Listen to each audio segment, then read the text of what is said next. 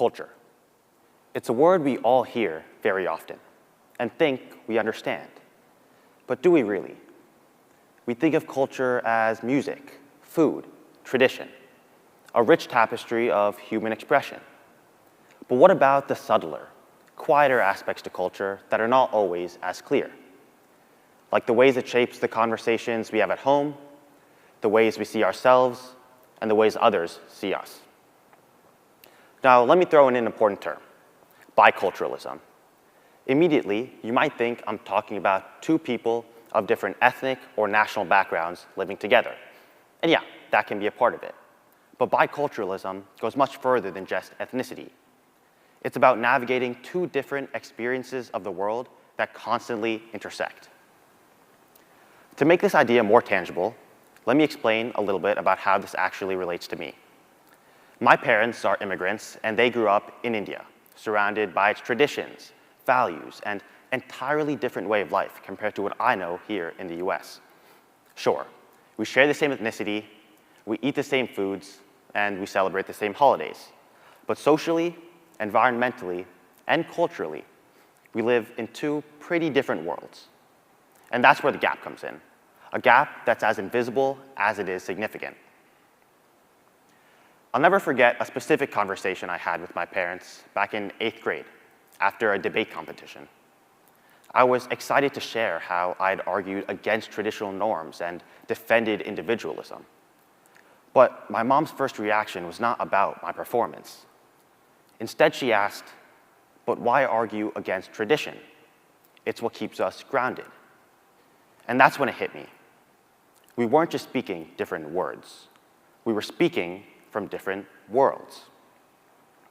At first, I thought this was just a generational gap. But it was more than that. It was biculturalism in action, a push and pull between two different cultural perspectives. And honestly, it was frustrating.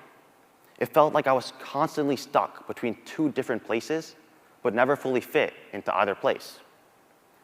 But just over the past couple of years, I began to see it a little bit differently. What if, instead of focusing on the tension, I looked at the opportunities? Because biculturalism, in all of its complexity, isn't a dividing line. It's a bridge. It's not about being torn between two worlds, but about gaining the ability to navigate both. For example, growing up speaking two languages, one at home and another in school, it taught me more than just the words themselves.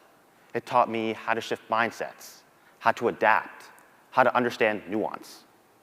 Research from the NIH actually shows that people in bicultural environments excel in skills like problem solving, creative thinking, and even empathy. Why? Because they've spent their entire lives doing just that, constantly juggling these different perspectives. And that adaptability has real-world power. Take decisions, for instance.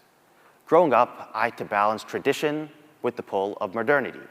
So whether it was starting to choose potential career paths or simply deciding how to spend my free time, I had to weigh the values instilled in me throughout my life with what I was discovering in the broader world.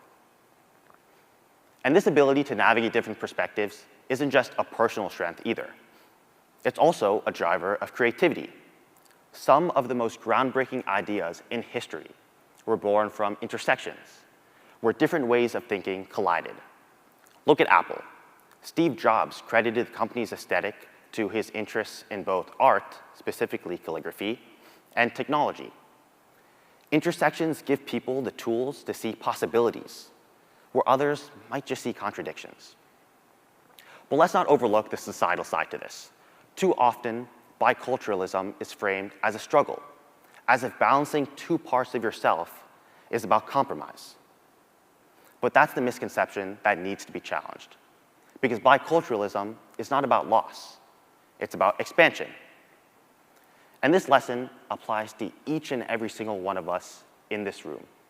Because whether you realize it or not, we're all navigating intersections in our lives between different people, different groups, between old traditions and new ideas, between who we've been and who we're becoming. That conversation with my mom back in 8th grade, it no longer feels like a clash of worlds. It feels like the start of a bridge.